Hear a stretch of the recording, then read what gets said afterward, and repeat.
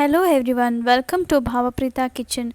ಇವತ್ತಿನ ವಿಡಿಯೋದಲ್ಲಿ ಕಷಾಯವನ್ನು ಹೇಗೆ ಮಾಡೋದು ಅಂತ ತಿಳಿಸ್ಕೊಡ್ತೀನಿ. ಈ ಕಷಾಯದಿಂದ ರೋಗ ನಿರೋಧಕ ಶಕ್ತಿಯನ್ನು ಕೂಡ ಹೆಚ್ಚಿಸ್ಕೊಳ್ಬೋದು. ಸೊ ಇದಕ್ಕೆ ಬೇಕಾಗಿರುವಂಥ ಸಾಮಗ್ರಿಗಳನ್ನ ನೋಡ್ಕೊಳ್ಳೋಣ. ಮುಖ್ಯವಾದ ಇಂಗ್ರೀಡಿಯೆಂಟ್ ಬಂದು ನೆಲನೆಲ್ಲಿ. ಇದನ್ನ ಬೂನೆಲ್ಲಿ ಅಂತ ಕೂಡ ಕರೀತಾರೆ. ಸೊ ಇದು ತುಂಬಾ ಒಳ್ಳೆಯದು. ಶೀತ ಕೆಮ್ಮಿಗೆಲ್ಲ ಮನೆಮದ್ದಾಗಿ ಉಪಯೋಗಿಸ್ತಾರೆ. ಯಾವುದೆಲ್ಲ ಇಂಗ್ರೀಡಿಯೆಂಟ್ಸ್ ಉಪಯೋಗಿಸ್ತೀವಿ ನೋಡ್ಕೊಳ್ಳೋಣ. 10 ರಿಂದ 12 ಬೆಳ್ಳುಳ್ಳಿ ಇಲ್ಕು, 2 ಇಂಚು ಶುಂಠಿ, 3 ರಿಂದ 4 ಕಪ್ಪು ತುಳಸಿ ದಳಗಳು, 3 ಒಂದೆಲಗ, 2 ದೊಡ್ಡ ಪತ್ರೆ, 1 ಇಡಿಯಷ್ಟು ನೆಲನಲ್ಲಿ ಎಲೆಗಳು.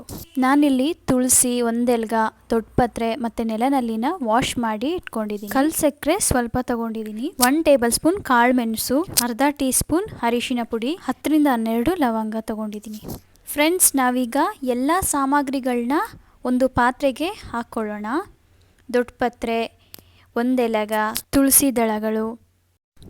ನಾನಿಲ್ಲಿ ಶುಂಠಿ ಮತ್ತು ಬೆಳ್ಳುಳ್ಳಿನ ಸ್ವಲ್ಪ ಜಜ್ಜಿಕೊಂಡು ಹಾಕ್ತಾ ಇದ್ದೀನಿ. ನೆಲನಲ್ಲಿ ಎಲೆಗಳು, ಸ್ವಲ್ಪ ಕಲ್ಸಕ್ಕರೆ, ಲವಂಗ, ಅರಿಶಿನ ಪುಡಿ ಅಥವಾ ಕೊನೆ ಅರಿಶಿನ ಕೂಡ ಹಾಕ್ಕೊಳ್ಬೋದು, ಕಾಳುಮೆಣಸು. ಎಲ್ಲ ಸಾಮಗ್ರಿಗಳು ಹಾಕಿದ ನಂತರ 3/4 ಲೀಟ್ರು ನೀರು ಹಾಕ್ಕೊಳ್ತಾ ಇದ್ದೀನಿ. ನೀವೇನಾದರೂ ನಮ್ಮ ವಿಡಿಯೋನ ಮೊದಲನೇ ಬಾರಿಗೆ ನೋಡ್ತಾ ಇದ್ದರೆ ಸಬ್ಸ್ಕ್ರೈಬ್ ಮಾಡೋದನ್ನ ಮರಿಬೇಡಿ. ಇವಾಗ ಇದನ್ನು ಕುದಿಯೋಕ್ಕೆ ಇಡ್ತಾ ಇದ್ದೀನಿ. ಸ್ಟವ್ನ ಆನ್ ಮಾಡಿ ಹೈ ಫ್ಲೇಮಲ್ಲಿ ಇಟ್ಟಿದ್ದೀನಿ. ಮುಚ್ಚಳ ಮುಚ್ಚಿ ಒಂದು 5 ನಿಮಿಷ ಕುದಿಯೋ ತನಕ ಬಿಡಬೇಕು. 5 ನಿಮಿಷ ಆದಮೇಲೆ ನೋಡಿ ಈ ರೀತಿ ಕುದೀತಾ ಇದೆ. ಸೊ ಇವಾಗ ಫ್ಲೇಮ್ನ ಮೀಡಿಯಮ್ ಅಥವಾ ಲೋ ಫ್ಲೇಮಲ್ಲಿ ಇಟ್ಕೋಬೇಕು. ಈ ರೀತಿ ಲಿಡ್ನ ಕ್ಲೋಸ್ ಮಾಡಿ ಒಂದು 20 ನಿಮಿಷ ಕುದಿಸ್ಬೇಕು. ನಾವು ಕಷಾಯಕ್ಕೆ ಇಟ್ಟಿರುವಂಥ ನೀರು ಅರ್ಧ ಆಗಿರಬೇಕು, ಅಲ್ಲಿ ತನಕ ಕುದಿಸ್ಬೇಕು. 20 ನಿಮಿಷ ಆದಮೇಲೆ ಇವಾಗ ಕಷಾಯ ಅರ್ಧದಷ್ಟು ಆಗಿದೆ. ಸೊ ಕಷಾಯ ರೆಡಿ ಆಗಿದೆ.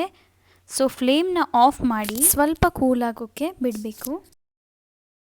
5 ನಿಮಿಷ ಆದಮೇಲೆ ಕಷಾಯನ ಒಂದು ಲೋಟಕ್ಕೆ ಅಥವಾ ಬೌಲ್ಗೆ ಸೋಸ್ಕೊಳ್ಳಿ.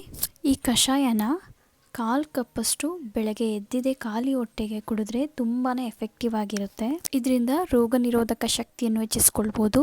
ವಾರಕ್ಕೆ 1 ಅಥವಾ 2 ಟೈಮ್ ಕುಡಿಬೋದು. ನೀವು ಕೂಡ ಈ ಕಷಾಯನ ಟ್ರೈ ಮಾಡಿ. ಈ ವಿಡಿಯೋನ ನಿಮ್ಮ ಫ್ರೆಂಡ್ಸ್ ಹಾಗೂ ಫ್ಯಾಮಿಲಿ ಮೆಂಬರ್ಸ್ ಜೊತೆ ಶೇರ್ ಮಾಡಿ ಮತ್ತು ಸಬ್ಸ್ಕ್ರೈಬ್ ಆಗೋದನ್ನು ಮರಿಬೇಡಿ. ಧನ್ಯವಾದಗಳು.